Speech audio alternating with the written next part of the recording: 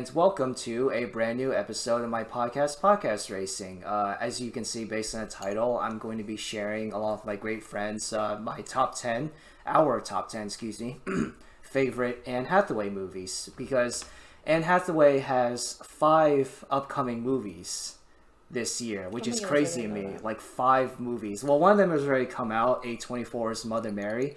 But at the time of this recording, she has next weekend's coming out, The Devil Wears Prada 2. And then later this year, she has The End of Oak Street. She's going to be in Christopher Nolan's The Odyssey. And she's going to be in the Colleen Hoover adaptation, Verity. So today is all about Anne Hathaway. And again, I'm going to be sharing top 5 of her best movies, along with my great friends. My favorite person in the world is Cameron. Couldn't be here today, so his dumb wife, Rachelle, is here. Hi. Hello. Rachelle, You're great too, man. The listeners are losing so much context. Rachelle's my favorite person in the world, actually. I just love messing with her because she's amazing. No, but seriously, Rachelle, how are you doing? I'm doing great, man. Happy to be here. Thank you for dealing with my BS sometimes. And newcomer, I always love having new people on the podcast, and today I have easily the best Amazon product, Alexa. Hello.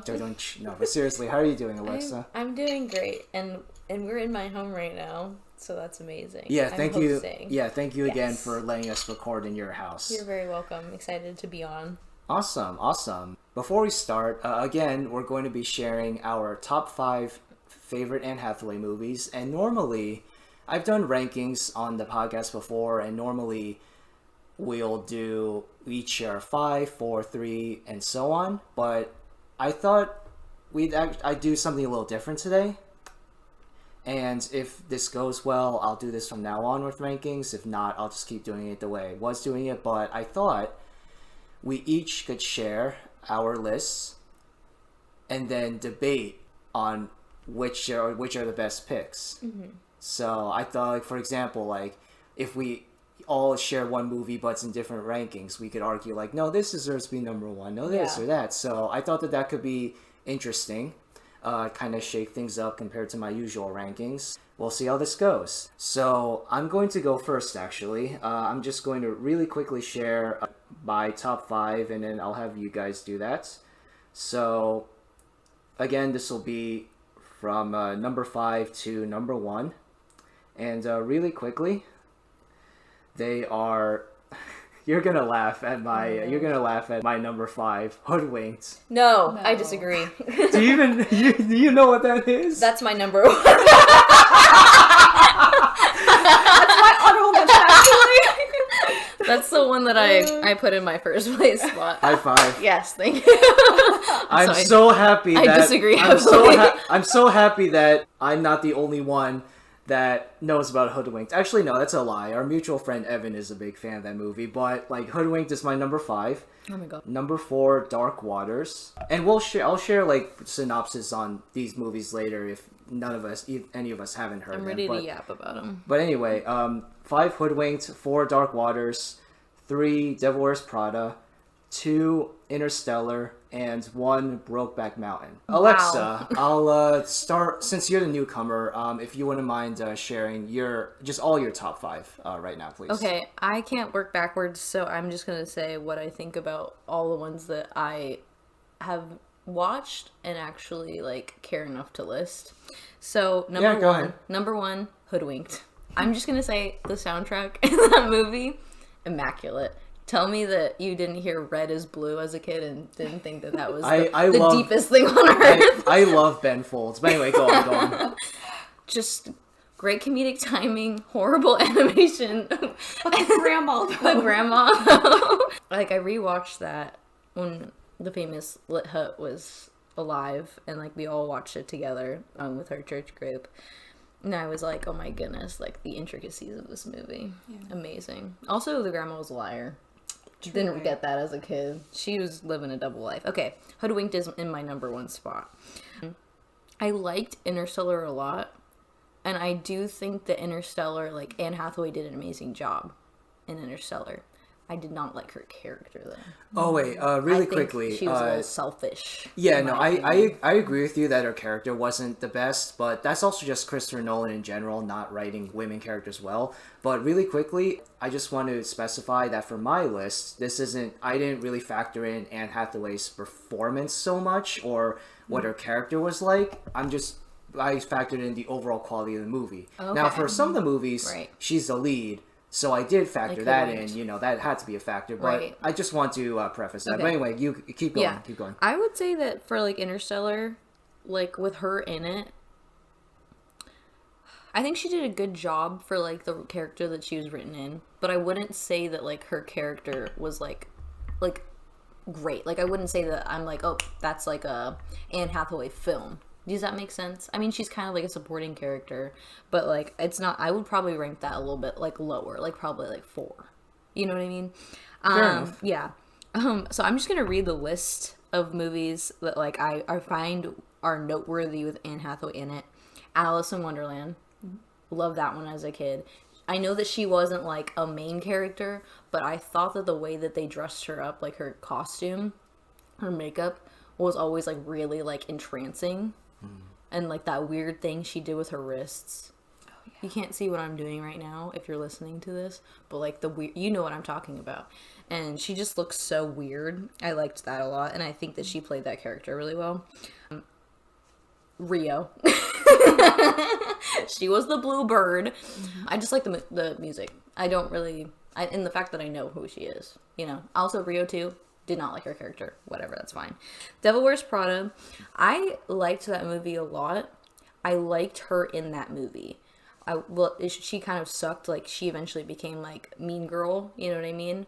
But I just liked her in that movie. And I think that was one of her movies that, like, everyone's like, Anne Hathaway's in it. Mm-hmm. So that one's really high for me. I'm probably going to give that, like, a 2 because her performance in that movie was really good. And then 2 out of 10. No, I'm kidding. And then I'll put Princess Diaries, even though in my heart I'm like that's number 1. But that was like she was still developing. Yeah. You know what I mean? But it was so good. Like, oh my goodness! Like I love that movie as a kid. I rewatched it over and over again. I wanted her hold on. Which Princess Diaries? The first one. Okay, good because because I have feelings about the second one. Yeah, I have so many feelings about the second you one. and I might be the same. Where did Michael go? You and I might be the same. He was touring because with a band. because no, you and I might be the same. Okay, because I like the first Princess Diaries. The second one, Royal Crap Engagement, is one of the Julie worst. Andrews rides a mattress. That's the only fun. That's the only fun. That's the only fun. The sleepover scene is the only scene in the movie where I feel something. The rest of the movie, I feel dead inside. The Julie Andrews Urban Simone duet. Come on, dude. Simone duet. Yeah. Isn't that that's Simone, Raven? Yeah, that's a Raven. Yeah. She was also noteworthy in that movie. She sings. She sings. She sings with Julie Andrews. Yeah. Yeah. Yeah, I have no feelings for Chris Pine. Yeah, like towards that movie. Yeah, absolutely not. Same. Chris Pine was very boring in Princess Diaries too.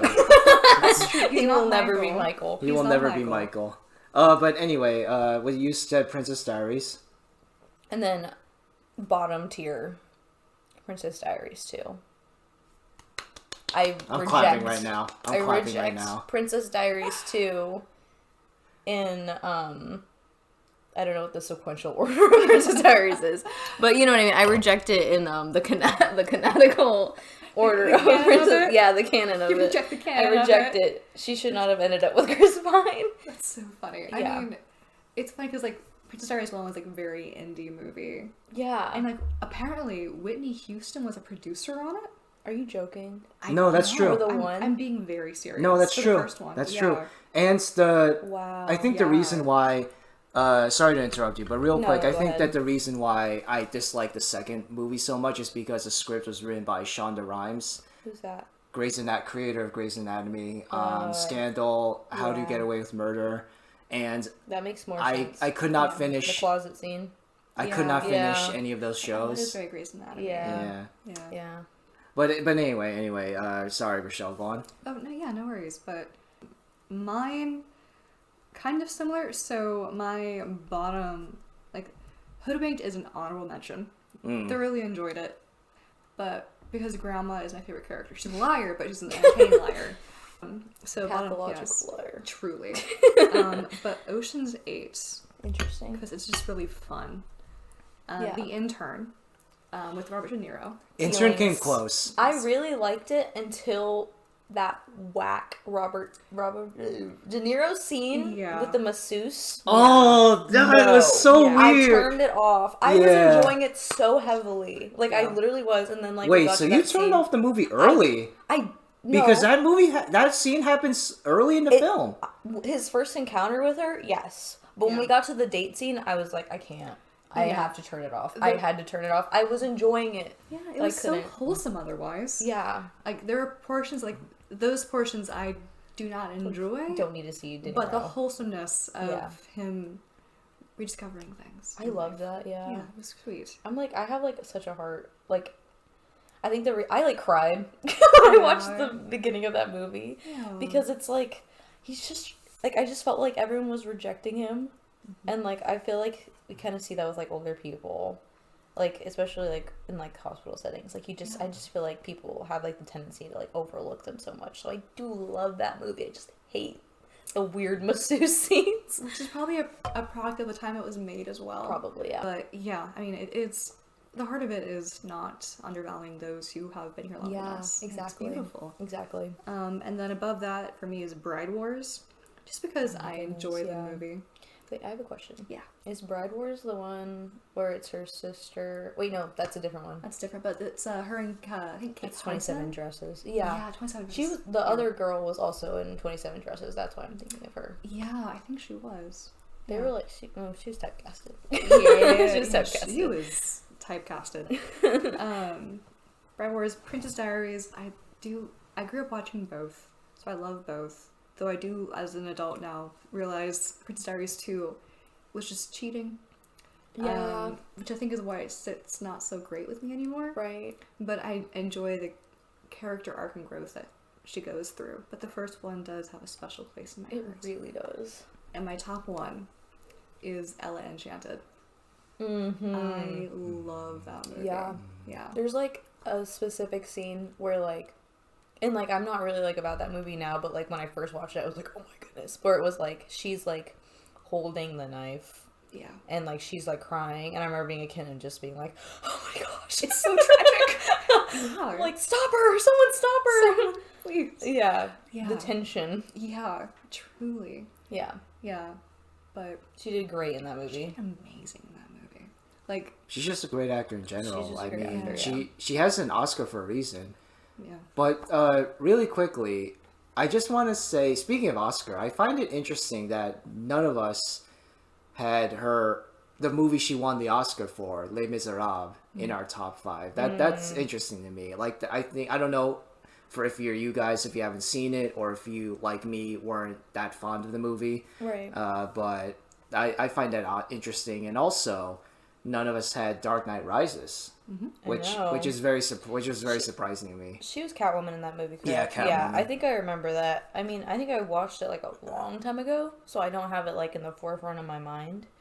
But I don't think I've ever seen the other movie that she won the Oscar for. Les Miserables? Yeah, I'm not going to try to pronounce it because I'll embarrass myself, but it's fine. Les Miserables is my favorite, my whole family and I, it's our favorite Broadway musical.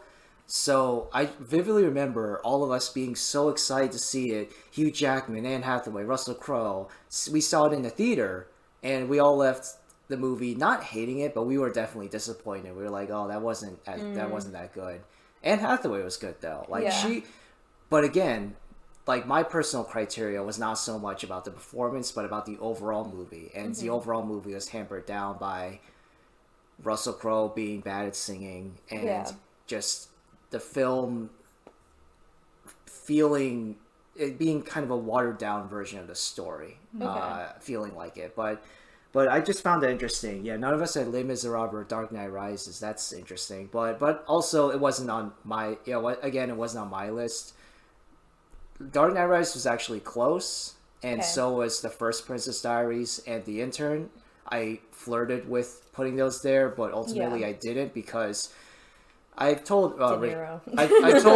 I've told Rochelle this, but the relationship between De Niro and Anne Hathaway's characters is my favorite aspect of any Nancy Meyers movie. Yeah. I love that wholesome, just almost kind of not father-daughter like relationship, but it's just like almost like just Mentoring, friends who would die each other kind of relationship. Mm-hmm. Like, it was so endearing. And then a masseuse shows up, and I'm like, why? Not everyone was disgusted by that. Yeah, like, why? Like, why is this character here? Why do we need to see It was so that? unnecessary, yeah. Yeah, it was so unnecessary, and it kind of ruins the whole movie for me, because she keeps showing up. And it's like, why does a company even have, like, a masseuse? Like, that, isn't that kind of like an HR violation? I was gonna say. Yeah. That could get him. Like, that's so just, But is there anything else that you guys want to share about any of your picks before we start the debating process? I have a lot to say, actually. I want to pick apart Princess Diaries, because I feel like that's the one that we could all commonly pick apart, and why it's so good, and, like, what's so special about it. I think so, because I think it's the one that we all three, like, we have the most, like... impact on us. Yeah, the most emotional... Well, it wasn't on my list, but anyway, go on. It was on me and Rochelle's. Yeah. Like, for me, so I watched, do you guys know that, it's like another, they're on YouTube, I forgot what it's called, it's like a therapist reacts movies, and it's got, like, I forgot the name of it, you can Google it, but it's got, like, famous director and, like, a therapist, and they're just buddies, and they're, like, reacting. Yeah. And, like, they, like, he was talking about one of the directors, because Colton, you're really good at this, and I have no idea about directors in that world, but they're kind of talking about, like, the choice of, like, different scenes in Princess Diaries, and how, like, a couple of times during really dramatic scenes between Mia, who Anne Hathaway plays, and her mom, like, you know, the artist character, like, just for some reason, the director, like, chooses to zoom in on Fat Louie. Yeah. To, like, break up the tension for, like, no reason. Yeah. You know what I'm talking about? Yeah, like, there's, like, little bits and pieces that... Yeah. Like, even there's Mia goes to visit her kind of boyfriend, kind of crush, Michael, who we love.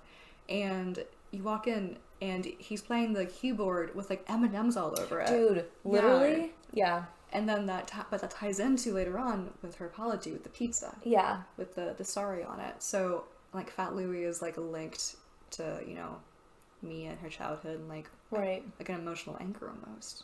So, I doubt it was, like, meaningless. It might be break the tension. It might just be to add a little bit of sauce to it. I don't know. I loved Mia's room growing up. I lived in California at the time.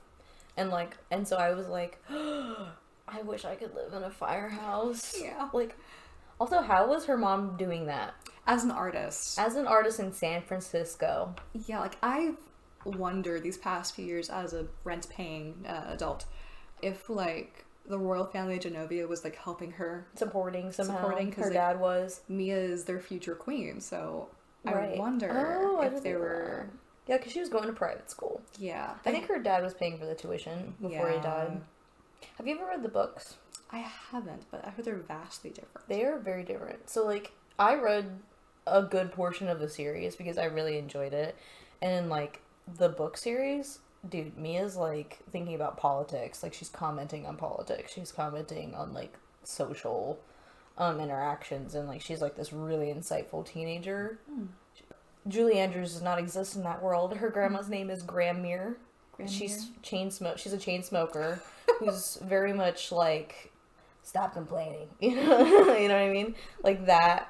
It's like a thick French accent, and her dad's still alive, and it's just like pretty like flighty and doing his own thing, kind of like he's still king, but he's just kind of doing his life. And so she's also, for some reason, I think in the beginning of the series, she's got, like, really short hair. She's, like, pretty, like, rebellious. Michael is similar, kind of. It's just very different. It's so different. And, like, you kind of get more of, like, the relationship between her math teacher and her mom. I don't know. I love the movie for, like, its own reasons. I feel like it just kind of showcases, like, just how awkward being a girl is. And it conveys the exact feelings. but I don't feel that way about the second movie at all. The second movie feels it, though I still enjoy it. It does feel a lot more commercial, and even with the themes of like growing up and like marriage and like engagement and stepping out on your fiance, it felt like it was made for a younger audience almost in some ways. That is a good way to put it, because I think that better explains why I dislike the second movie so much. The second movie feels much more Disney. Yes. Yeah. Yeah, it feels much more Disney in a way that the first movie did not. But even like the first movie, one thing that I don't like about the first movie is the cliche or the trope of, oh, this girl wears glasses and wears like baggy clothes or whatever, and she's perceived as ugly, but all of a sudden she takes off her glasses, puts on some makeup, and everybody's like, oh my gosh, she's so beautiful. And I'm like this movie, Breakfast Club, She's All That, like they pretend like these girls were ugly before, and I'm like, she looked fine before. Okay, maybe the frizzy hair on Anne Hathaway wasn't helping her much, but like besides that, she looked fine. Like, and that's a trope that really annoys me in like teen comedies or whatever, like just these types of movies, just that idea of like, oh, you're not beautiful. And they did this even in like Wonder Woman 2. They're like, you're not beautiful unless you put on tons of makeup and dress kind of revealing like, and it's like, I don't like that. I really don't like that. And they did that in Princess Diaries. Well, to be fair, in Princess Diaries, she transforms and her best friend immediately starts like criticizing Lily her. Sucks. Lily had some things to work through. Yeah. But yes. Yeah. She was cool in the second movie, I'll give her that. She was. But in the first movie, she had a lot to work on. She did. She had a lot to work on. She was worse in the book. Really? Yes. Oh my gosh. Yeah.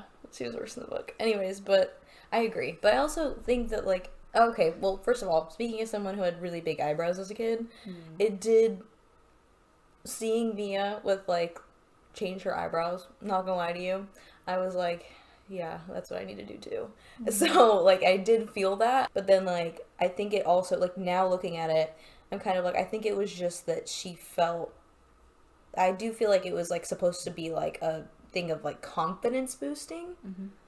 Like, even though, like, she maybe wasn't comfortable with her natural self, it was just kind of, like, supposed to be, like, a showing of that she's putting some effort into the way she looks and the way she walks, and, like, developing her, I guess, to be, like, in front of a camera. I'm not really sure how to put it. Like, you see her etiquette classes in the movie, and you do kind of see, like, a change in the way she carries herself.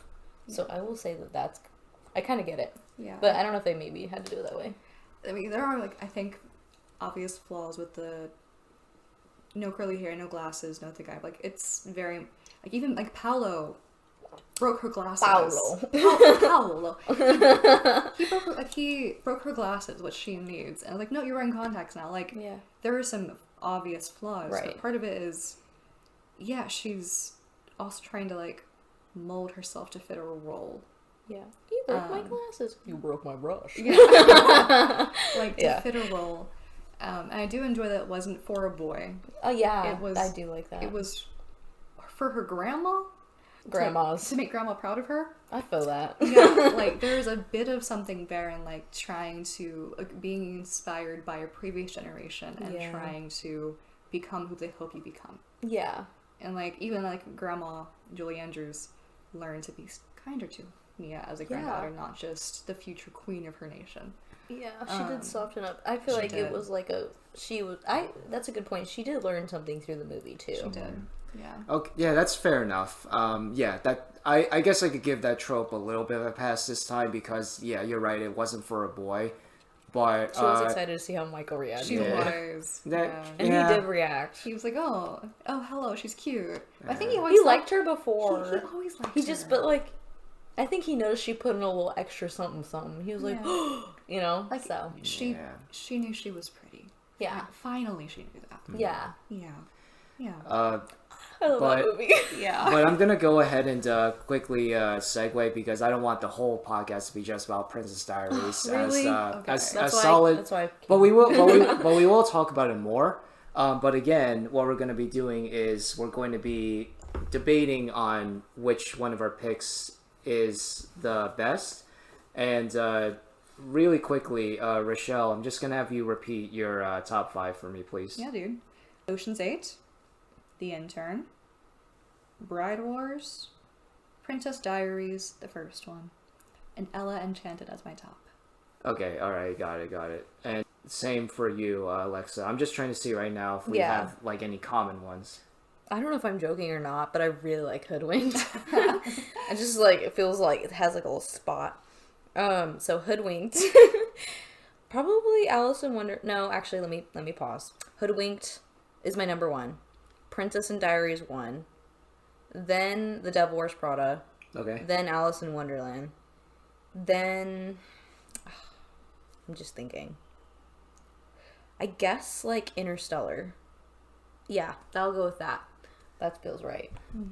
Wow, Rochelle, you didn't have Devil Wears Prada in your top 5? Wow. I mean, I enjoyed it, but I don't have like an emotional link to it. I just wish she did really good in that movie. I mean, she did a phenomenal job in that movie. Yeah. Yeah, I'm not denying that. It's a fun movie. Also, I have not seen the trailer for Devil Wears Prada 2, but what is she doing back there? I thought she quit because her boss was toxic. Yeah, I don't know. She's not working. That's okay. She's not working for Miranda again. But I don't know exactly what the circumstances are. But in Devil Wears Prada 2, they are working not as a boss employee, but as a partner relationship. Interesting. Okay. And I have no idea what the context is again because at the time of recording this, the movie hasn't come out yet. But I'm cautiously optimistic. You know, legacy sequels don't always do great, but the fact that everybody came back. Like Emily Blunt, Stanley Tucci. I'm like, okay. I saw that, yeah.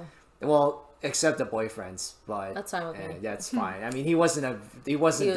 He was not noteworthy in the first. No offense, Adrian Greener, but he was a problem in that movie. Yeah, he was weirdo.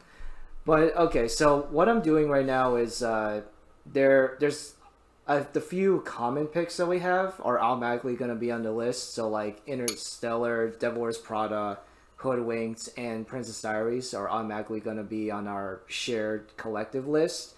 And then our remaining picks, we're going to argue for, like, oh, like, I think this one should be on, and at this place, you know, for a blah, blah, blah reason.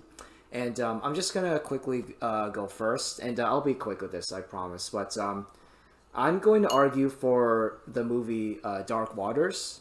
In case you guys don't know what that is, Dark Waters is based on a true story where Mark Ruffalo and Anne Hathaway are real-life married couple Rob and Sarah Below. And Rob Below works for mega corporations. He's a lawyer working for mega corporations. And then through an old friend of his grandma's, who's the animals on his farm, lives in West Virginia. The animals on his West Virginia farm they're dying. Rob reluctantly agrees to go out and investigate, see what's going on, and he finds out that mega corporation DuPont has been dumping just thousands and thousands of like PFOA slash C8 waste into the West Virginia like rivers and banks.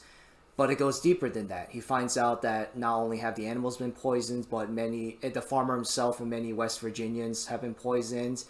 And then he finds out even deeper than that corporations like DuPont were selling pans with Teflon. And Teflon contains C8, carbon 8, very dangerous chemical to, people and like all that. And again, this is all based on true events. I was going to ask, yeah. And basically, it's basically just Rob going on this decades-long fight to ironically fight against a corporation that he was previously kind of working for. His firm, DuPont, was one of the clients. And it's a really tough movie to watch because of subject matter, but very important too. And it kind of hit for me because not anymore, but my family, we used to have like pans with like Teflon and stuff like that in it, and so definitely that chemical is for sure in my system. Hopefully not to a dangerous degree, but like it's the fact that the corporation got away with this, and people know about it now because of the movie and the real life story. But thankfully, some of the victims have won cases against the corporation in court and won settlements of millions of dollars here and there. But But I wanted to argue for that pick because of the significance behind the true story. Now, I mean, I'm not going to get upset, obviously, if it ultimately doesn't make it, but I'll start with Rachelle. Which one of your picks are you really going to go, like, fight for? Ocean's 8, Intern, whatever. Oh, Ella Enchanted. Absolutely. I mean, the book is really fun. It's a lot more dark, a lot more classically medieval. The movie is very 2000s medieval kind of revival. It's fun. And there's so much whimsy and joy, even with the underlying theme of like regaining or even getting your autonomy as a person for the first time. Yeah, that was the theme of that movie. Yeah. It's like kind of about just control. Just control and being able to have your own say in how your life goes. Yeah. And yeah, I love how fun that movie is. Yeah. And how sometimes, like, ridiculous, like, the book boyfriend, like, the boyfriend in the book. Mm-hmm. I still think about that. When girlies talk about their book boyfriends, I think about him. Oh my goodness. It's such a fun movie. I think we need more whimsy in today's stories. I agree with that, absolutely. Definitely. Even if I think Ella Enchanted is just okay overall, I do agree with you. We need more whimsy. We need more fun, frankly, in movies. Alexa, out of our most of our picks were mutual except for Alice in Wonderland. Right. Please tell us why we should be giving Alice in Wonderland more of a chance. Okay, I like Alice in Wonderland because the fact that, like, I just like the dynamic between, you know, the evil queen, like the Queen of Red Hearts, and Anne Hathaway's character, the queen. I think I forgot what she technically stands for, but I know she's, like, supposed to be, like, the White Queen, right? I really liked her character when I was younger because she just freaked me out. Like, I just thought she was so weird looking, and I felt like Anne Hathaway played her, like, exactly the way that she needed to be.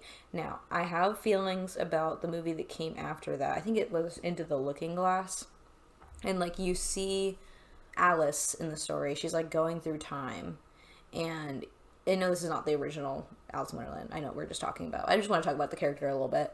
You see, like, her go through, like, the story with, like, the Queen of Red Hearts, and then, like, Anne Hathaway's character, like, the queen, like, in white, and you see that she hasn't really been. She's not good. Like, she has problems, even though she's supposed to be seen as, like, the good queen, right? And, like, she was actually, like, a really bratty kid, and then we find out why the Queen of Red Hearts is so messed up. You know what I mean?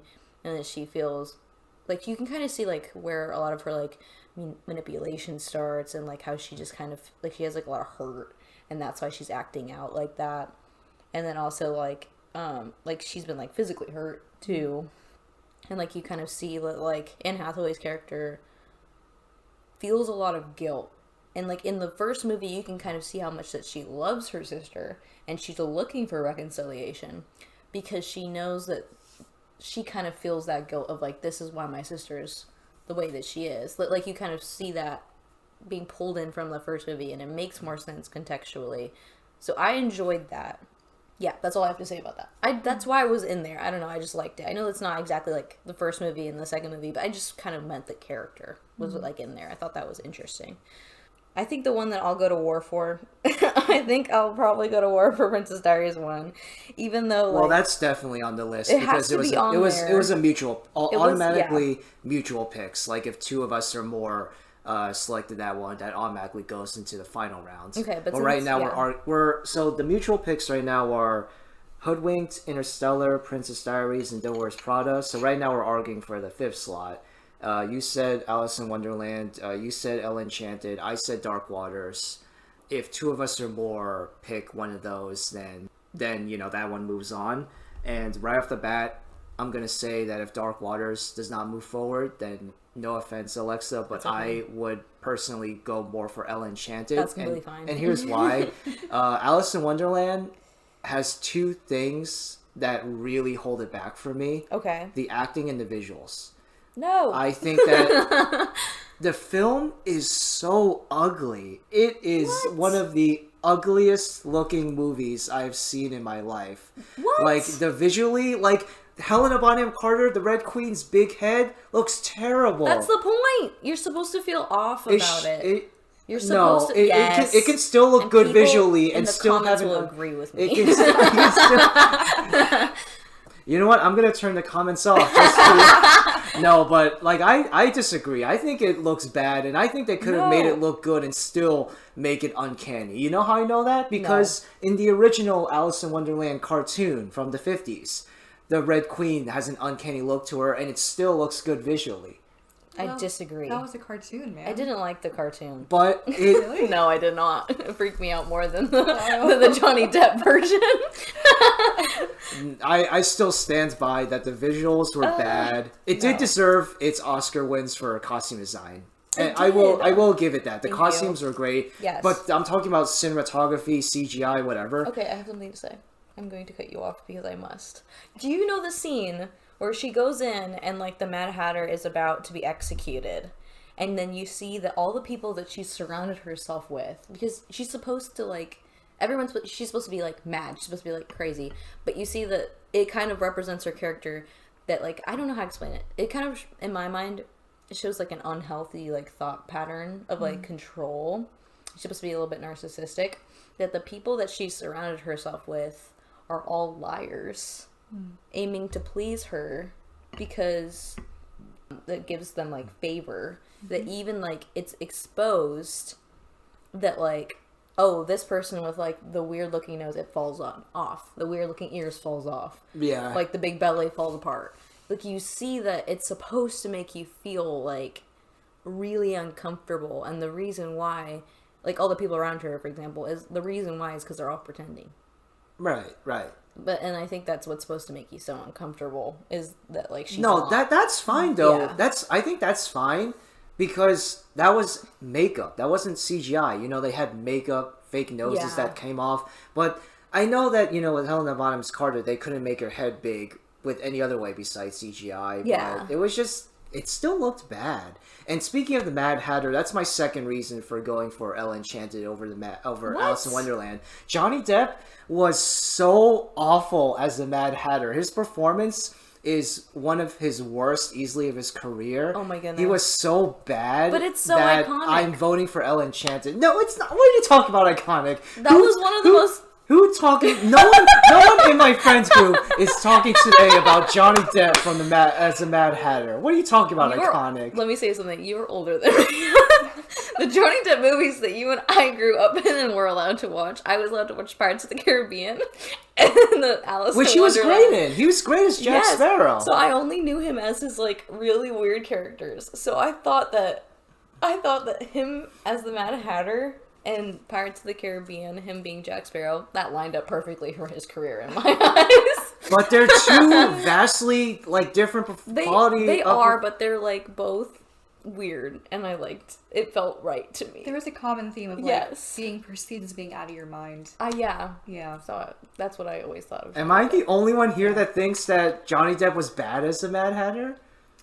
I think he brought some empathy to the character. I liked that. Because in the cartoon, he's just like, he's crazy. This one's like, hey, right. There's a quote that I've heard, like, someone told me recently, was like, people try to shrink themselves these days to fit in, but the Mad Hatter tells Alice that she's lost her muchness. Yeah. She's too much, muchier. There's more to her than her, she's trying to show people. Yeah. I think, even with the flaws of his performance and the flaws of the CGI, nothing's perfect. I do think that Johnny Depp did bring a almost human-like quality to the character. Exactly. Yeah. And I liked that. Yeah. Human-like? I feel like I'm going crazy here. Human-like? He was the most cartoonish that he's ever been. We need to rewatch it. Yeah, he's the Mad Hatter, dude. Of course he was. But, again, like, the Mad Hatter having empathy... Mm-hmm.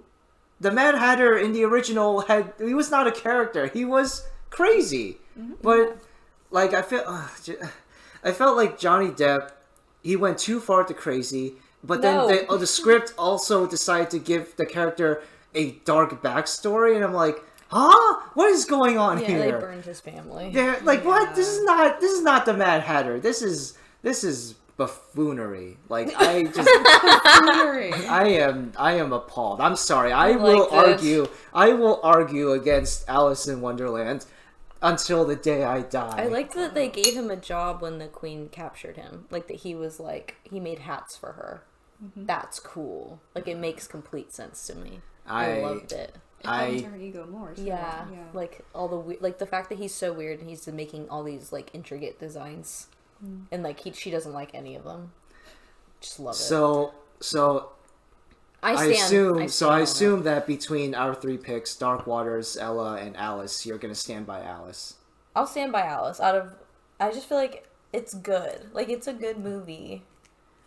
Okay. Maybe she doesn't have like the biggest like plot in it, but I always thought that like the scene where Anne Hathaway's like with the armor and she gets the sword. Dude, the sword looks so crisp in that movie. It does, and I enjoy a lady in armor. I do too. So fun. I do too. I guess I can't argue with you. Again, great costumes, but I guess I can't argue with you there. But Rachelle, between Dark Waters, Ella, and Alice, are you standing by Ella? I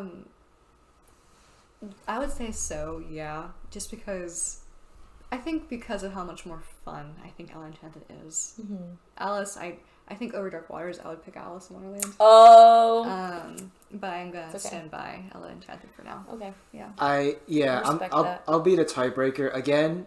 Like, even though Dark Waters obviously is my favorite of these three because of how the harrowing true story and the way that they told it. It was not just true story. Like, they did a good job with the filmmaking and whatever and acting and stuff. But I will vote for Ella Enchanted just so that Alice in Wonderland gets no shot. Okay, that's right, Alexa. Hey, you in the comments, let us know what you think about this.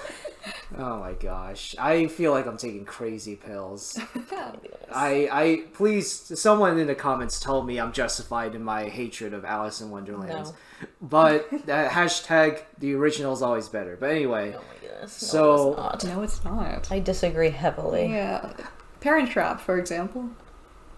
Touche. Yeah, touche. I have seen the 60s with the one with Haley Mills, and I will agree that the one with Lindsay Lohan is the better movie, and it's the best Nancy Meyers movie. Mm-hmm. I will say that. Okay, so our overall top picks are in no particular order. I'll say it alphabetical. Devil Wears Prada, Ella Enchanted, Hoodwinked, Interstellar, Princess Diaries. So now we're going to discuss which placement, which is the best placement. Interstellar is my favorite of these, but I am fine placing this wherever.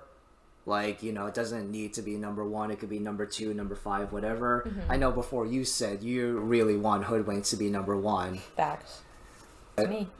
I mean, I had it it wasn't on my list, but it was very close to being on the list. Yeah. Where would you put it? Oh gosh, not my number 1. She does karate. She does. That's true. She is. But no, she didn't do karate. Yes, the CGI character did karate. Exactly. That wasn't actually Anne Hathaway doing karate. In my heart, She did fight. Anne Hathaway did fighting in Dark Knight. She did actual fighting in Dark Knight Rises, and none of us picked that movie. So Same that thing. can't be a call. Same thing. Anyway, sorry, Rochelle. Go on. It probably would have been. Probably like a 4, maybe a 3 if I really lean into. I enjoyed the squirrel character in that movie too. Yeah. That was me in college. I think just with I drink 9 cups of coffee a day in college. Oh my god! To get through the day because I was working. I don't drink coffee. Yeah, exactly. Yeah, that was me in college. Yeah. So I enjoy him as a character. So probably maybe 3.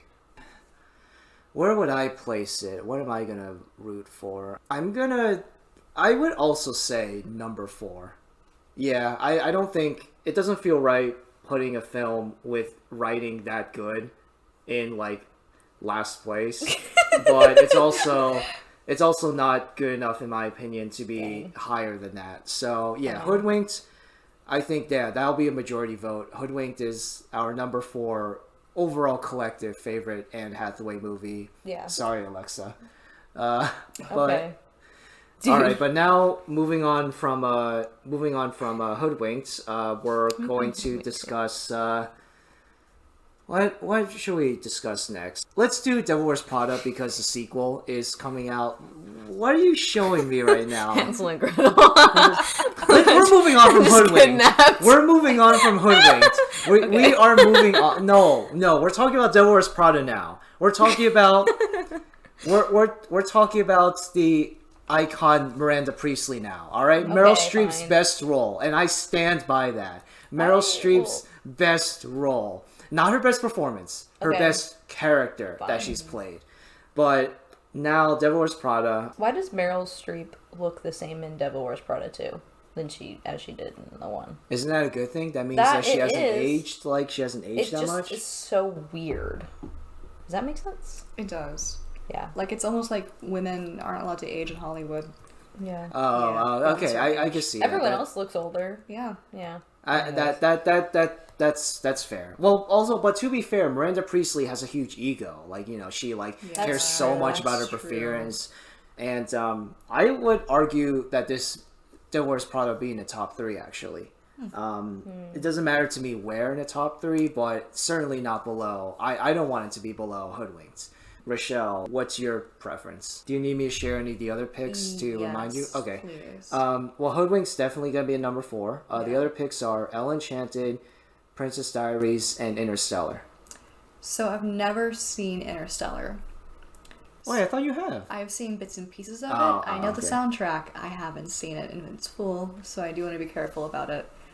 With that in mind, I would probably put Devil Wears Prada probably at a 3.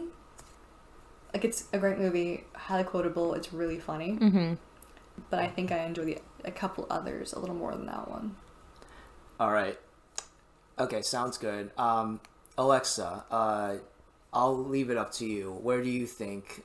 Well, it also depends on, like, if your answer matches Rochelle's or not, but where do you think right now, like, Devil Wears Prada should place? Like, number 1, number 2, also number 3, like Rochelle? So Rochelle's saying number 3. Where are you placing it? Anywhere in the top 3. I'd give it 2. 2? Wait a minute, let me think about this. Where would I put Princess Diaries? I think I have to remove Hoodwinked for number 1 in order to fit this in. Well, Hoodwinked is also automatically a number 4. Okay, whatever. Okay, Princess Diaries. I feel like that should be... Oh, dude, that's actually tough. Because I love them for different reasons. I would say Devil Wears Prada should be 2.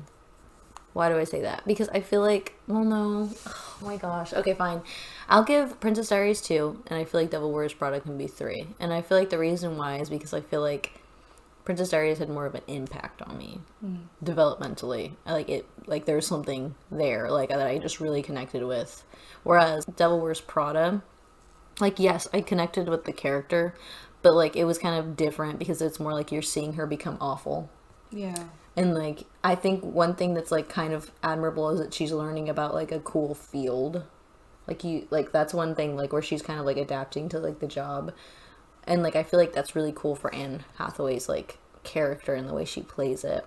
Like, you know, the iconic blue sweater scene. Mm-hmm. Like, that just might be blue to you, but, you know. Yeah, but like, cerulean, it was picked out for you. Yeah, exactly. You have no idea. Like, you know what I mean? And, like, I feel like that was, like... that wasn't a question. You remember that line of dialogue? Yeah, exactly. And I liked that a lot. But, so I guess... I still feel like Princess Diaries is above it. I'll put it in 3. I'll put Devil Wears Prada in 3. Okay, so Devil Wears Prada is now locked in number 3. Let me talk about Interstellar now. Even though it's my favorite of the 5, I actually will say that it should be placed in number 5 and not number 1. And here's why.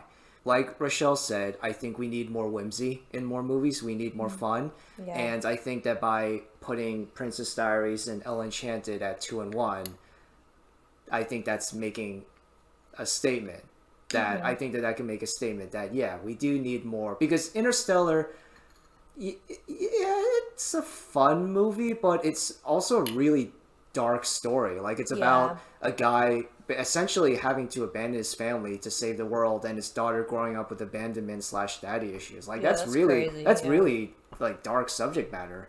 It's an amazing film, but it's not the easiest watch. Also because it's 3 hours long, very long movie. Personally, I didn't feel the length, but I understand when some of my friends have said, yeah, it was a little too long. But I'm okay with it being at number 5. But also, I mean, if you guys vote for Interstellar, I know, Rochelle, you won't be able to say much. I could have sworn you saw it, but I'll leave it up to you, Alexa. Where do you think Interstellar should place compared to, again, Hoodwinked locked at 4, Devil locked at 3, compared to Princess and Ella Enchanted? Okay, I think it also depends how you like Anne Hathaway to play roles, because I kind of feel like Interstellar should be at 5. And why do I say that? Because I feel like Anne Hathaway has always, in my mind, done best in character roles where she starts out really awkward. Like Interstellar, she is really awkward. She's really awkward, but I don't relate to her.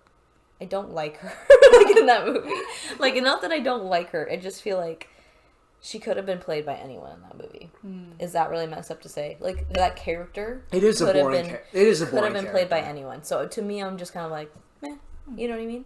Whereas Princess Diaries, I would not want anyone else to play Mia Thermopolis, Rinaldi, whatever, Princess of Genovia. No way, right? Ella Enchanted, I don't really think anyone could have. Like, she's just iconic. Yeah. Hoodwinked.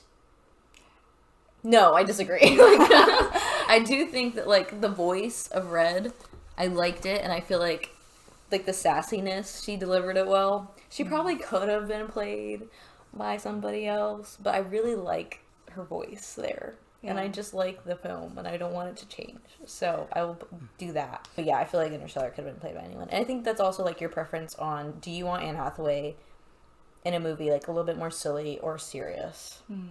And it's not, like, saying that she's not a serious actor. It's just saying that, like, I prefer her.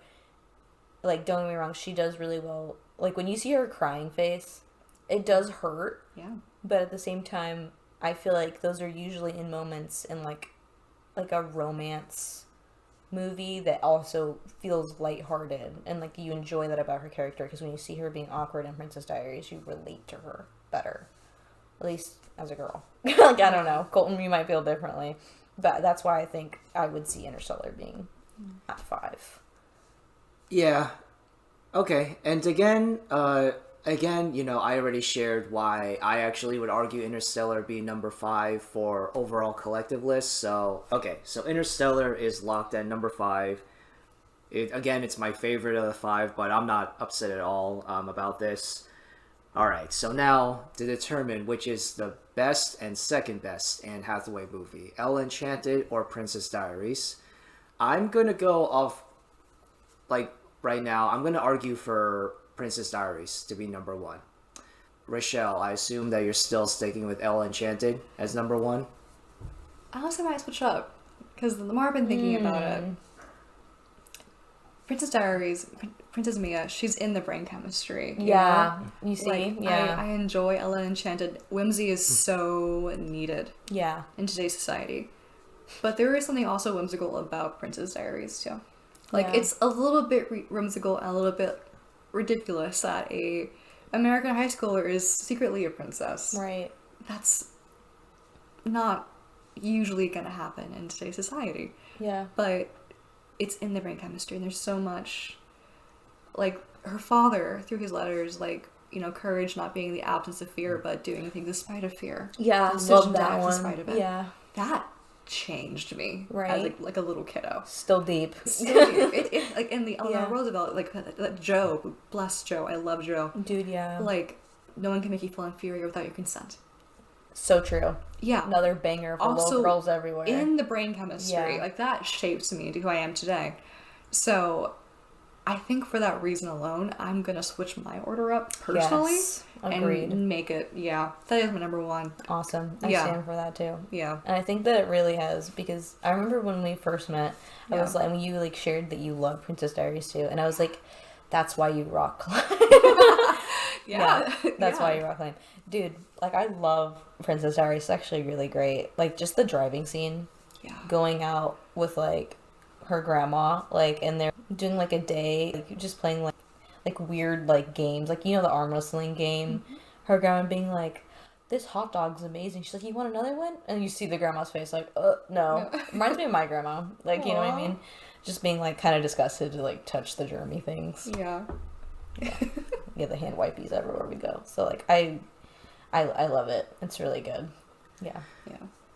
Are you guys excited for Princess Diaries 3? Because that's confirmed. Is it actually? The I don't know who the director is there a trailer? No. Okay. Because they're still, I don't wanna be disappointed. Because they're still filming, but I don't know who the director is, but the screenwriter is the same lady who wrote Crazy Rich Asians. Oh. So, I don't know. I need a trailer. I need more info to see how I feel. If Another one. The Princess Diaries 3 I'll automatically give it a chance if there's no Chris Pine. I agree. I don't want Chris Pine in this movie. Yeah. And if the director's hearing this and you need to cast it again. No, you know what I want? Michael? Michael! I don't even care for he has like a weird mustache now. Like just Does he? I don't know. I don't even know if I don't know what he's doing. He seems like a mustache kind of person. I feel like he would grow a mustache in today's world. Like I don't care. Like I just bring him back. Finish it out right. Is Julie Andrews still alive? I believe so. Yes, Okay. she is. So she she is. has to be in the movie. I think she is. Is Joe still alive? Yes. Hector Plays Joe? Gonzalo, he needs to be. I think he is. Okay, cool. I think Hector He needs to be in the movie. Yeah. Joe's the best part of both movies. So, Lily yeah. Lily needs to be in the movie. I think Mia's mom. Also, Mia has a sister or brother, right? Doesn't she? Does she? Remember that they have a baby. Yeah. So we need to. The baby needs to get older. Yes. That's gonna be weird. Oh my That's gonna gosh. be weird. Oh my gosh. Quick segue. There were so many things I despised about the Freaky Friday sequel, but one of the biggest things in Freakier Friday was that Lindsay Lohan's brother, Jamie Lee Curtis's son, was barely in the movie, and I'm like, but he is a part of the family. Like, why is he barely here? Right. Makes no sense. There were just so many things wrong with that movie, but Yeah. I'm really worried about Princess Diaries 3. Yeah. I would be... Again, legacy see it in sequel. theaters. Again, legacy sequel. It could go really wrong. I don't know, but... Alright, so... It seems like we have a locked-on collective list of our top 5. Number 5 being Interstellar. Number 4 being Hoodwinked. Number 3, Devil Wears Prada. Number 2, Ella Enchanted. And number 1, Princess Diaries. I'm satisfied with that. It's a good list. I'm happy with that too. Again, you know, there are a couple other my movies that I wish that were on here, but you know, I'm not gonna get upset about it. To wrap things up, we already talked about Devil Wears Prada 2, but what about some of the other Anne Hathaway movies? Mother Mary, The Odyssey, Verity, and there's a movie she's in with Ewan McGregor. I don't know if the title is Flowervale Street or The End of Oak Street, but either way, it's a sci-fi movie where Ewan McGregor and Anne Hathaway play father and mother to 2 little kids. The whole family is accidentally transported into prehistoric dinosaur times. Whoa. And they have to, you know, fight to survive. Do any of those movies sound intriguing to you? We already, again, besides Devil Wears Prada 2, because we already talked about that. I mean, the last one you mentioned, Yeah. that sounds really compelling. I would totally watch that. Yeah. I have no idea, though, if it's going to be PG-13 or R. Yeah, I have no idea. I mean, yeah, that's 2 vastly different movies. Yeah. If it's PG-13, it's like, you know, Jurassic Park. If it's R, that could be really brutal. I mean, compelling, like the family dynamic, the, you know, ideas of protecting the ones that you love. That could. I also love Ewan McGregor, so I'm a little biased there. Love me some Obi-Wan Kenobi. He's great. It's over, Anakin. I have the high ground. You underestimate my power. Don't try it. Oh, sorry. Go on. I should know I was starting something when I brought up Obi-Wan. But I think the last one, I'm probably the most...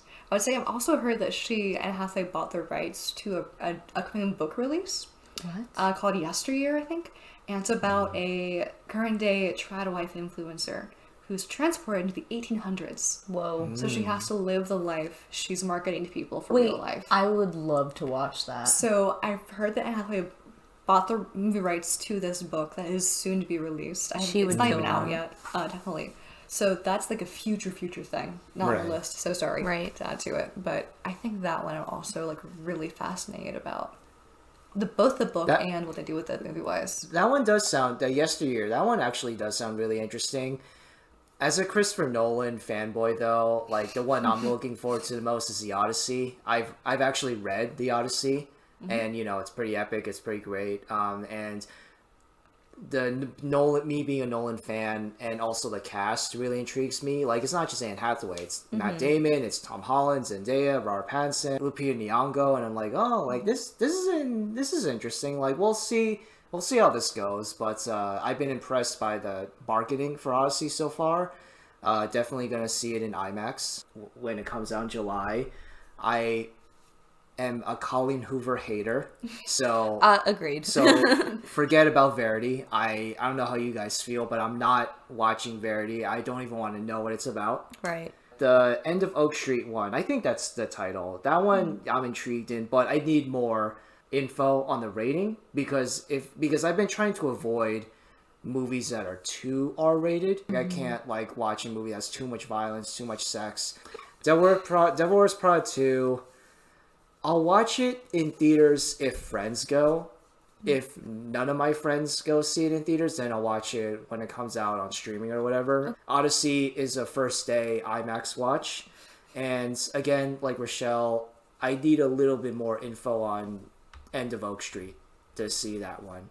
But Alexa, yes. What last but certainly not least, what about you? What about you with any of these upcoming films besides Devil Wears Prada 2? I'm gonna be honest with you. I'm not really interested in any of them besides the one that you mentioned where Anne Hathaway, the trad wife. Yesteryear? Trad wife? Yeah. That one? Yeah, that one I am, like, interested in, but...